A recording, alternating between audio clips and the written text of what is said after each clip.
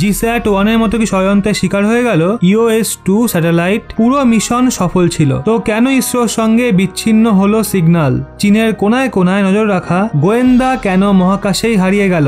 SSLVর bumper সাফল্যে কি আটকে গেছিল চীনের শ্বাস, নাকি ভারতের ছোট্ট গোয়েন্দার ওপর ড্রাগন প্রয়োগ করলো ষড়যন্ত্রের হাতিয়ার? বন্ধুরা, দীর্ঘ সময় ধরে নিজের মিশন কমপ্লিট করার জন্য ব্যাকুল ইসরো কালকে অর্থাৎ 7ই আগস্ট SSLV কে সফলভাবে লঞ্চ করে ইতিহাস রচনা করেই ফেলেছিল। বন্ধুরা, এই লঞ্চিং ভারতের জন্য ভীষণ গুরুত্বপূর্ণ ছিল। বন্ধুরা, ভারত তার এই মিশনের সঙ্গে একটা ভীষণ সিক্রেট অ্যাকশন নিয়েছিল, যার মাধ্যমে ভারতীয় ইন্টেলিজেন্স প্রচন্ড মজবুত হতো। এরই সাথে ভারত EOS-02 কেও পৃথিবীর কক্ষে স্থাপন করার জন্য পাঠিয়েছিল, যা ভারতের ভীষণ শক্তিশালী ইন্টেলিজেন্স স্যাটেলাইট, যা নিয়ে বেশি তথ্য কাউকেই শেয়ার করা হয়নি। বন্ধুরা, এই লঞ্চিং এর কি এমন বিশেষ ব্যাপার ছিল? ভারতের এর মাধ্যমে আর কোন কোন লাভ হতো? তো বন্ধুরা, নিজের প্রথম মিশন SSLV-D1 EOS-02 তে এই রকেট দুটো উপগ্রহকে পৃথিবীর নিম্নতম কক্ষে স্থাপন করেছে। মুখ্য পেলোড আর্থ অবজারভেশন উপগ্রহ EOS-2, যার মোট ওজন 135 কিলোগ্রাম। দ্বিতীয় উপগ্রহ আজাদি স্যাট, যেটার নির্মাণ দেশের 75টা স্কুলের 750 জন শিক্ষার্থী মিলে করেছে। আজাদি স্যাটের মোট ওজন 8 কিলোগ্রাম, আর এতে মোট 75টা পেলোড রয়েছে। প্রত্যেকটা পেলোডের ওজন প্রায় 50 গ্রাম। এই সমস্ত পেলোডের ইন্টিগ্রেশন স্পেস কিডস ইন্ডিয়া শিক্ষার্থী টিম করেছে। দুটো উপগ্রহকে প্রায় 350 কিলোমিটার সম্পন্ন কক্ষে স্থাপন করা হতো। উপগ্রহ থেকে ব্রডকাস্ট হওয়া পরিসংখ্যানও স্পেস কিডস ইন্ডিয়া দ্বারা তৈরি গ্রাউন্ড স্টেশনে ড্রাফট করার যোজনা ছিল। ভারতের কাছে এটা এর জন্য গুরুত্বপূর্ণ কারণ এটা ভারতের আকর্ষণীয় এবং ফুলে ফেপে ওঠা ছোট স্যাটেলাইট লঞ্চ বাজারে প্রবেশ করার স্বপ্নকে এগিয়ে নিয়ে যেতে পারে। কম করে টার্নঅ্যারাউন্ড সময়ের সঙ্গে এই প্রভাবী রকেটকে প্রচুর পরিমাণে উৎপাদনের জন্য ডিজাইন করা হয়। নিজের সফল উৎক্ষেপণের সঙ্গে SSLV মহাকাশ ক্ষেত্র ও অন্যান্য নিজস্ব ভারতীয় কোম্পানির মাঝে বিশেষ রূপে ছোট স্যাটেলাইটের জন্য বিশ্ববাজারে সবচেয়ে শক্তিশালী হতেই চলেছিল। এছাড়া এই মিশনের সবচেয়ে বিশেষ ব্যাপার হলো SSLV কে 5 বছরে প্রায়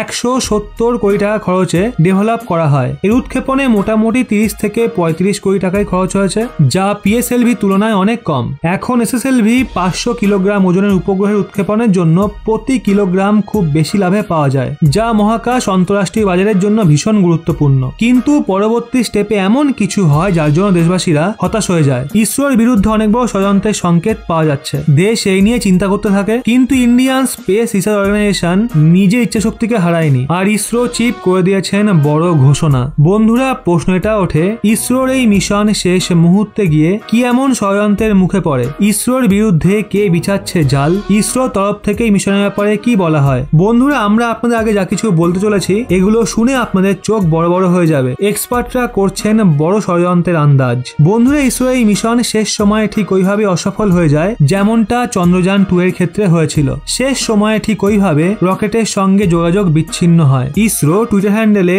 এই তথ্য দেয়, সেন্সরে ত্রুটি থাকার কারণে দুখানা স্যাটেলাইট পৃথিবীর কক্ষে 356 কিলোমিটার বাই 76 কিলোমিটারে স্থাপন হয়ে যায়, যেখানে স্যাটেলাইটকে 356 কিলোমিটার সার্কুলার অরবিটে স্থাপন হওয়ার ছিল, যেই কারণে সেগুলো এখন আর কাজ করতে পারবে না। কিন্তু হতাশার মাঝেও ইসরো ইচ্ছাশক্তি এবং কনফিডেন্সে কোনো কমতি আসেনি। ইসরো চিফ ঘোষণা করে দিয়েছে, ইসরো পুনরায় দ্বিগুণ শক্তি নিয়ে এই মিশনে ঝাঁপিয়ে পড়বে। ইসরো চিফের এই ঘোষণার পর ভারতের ওই শত্রুদের চেহারার রং উড়ে গেছে, যারা ভাবছিল এর ফলে ইসরো হতাশ হয়ে এই মিশনকে বন্ধ করে দেবে। বন্ধুরা, ভারতের মহাকাশ মিশনের বিরুদ্ধে কে করে ষড়যন্ত্র?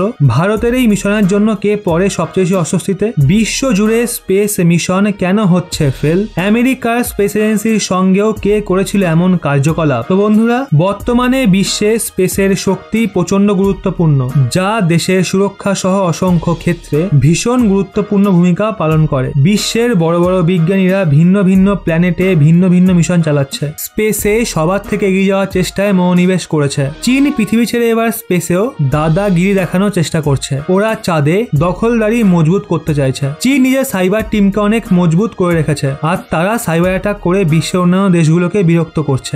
গালোয়ানে মার খাওয়ার পর চীন হিতাহিত জ্ঞান হারিয়ে ফেলেছিল, আর ভারতকে জবাব দেওয়ার জন্য তারা ভারতে ব্ল্যাক আউট করার স্কিম করেছিল। আর নিজের এই স্কিমের দরুন তারা ভারতের বিশেষ গুরুত্বপূর্ণ শহর মুম্বাইয়ে সাইবার অ্যাটাক করে কয়েক ঘন্টার ব্ল্যাক আউট করে দিয়েছিল। কয়েক ঘন্টার জন্য মুম্বাই স্তব্ধ হয়ে গেছিল। অনেক চেষ্টার পর এই ফল্টকে শুধরানো হয়েছিল। পরে খোলাসা হয় এটা চীনের ষড়যন্ত্র ছিল।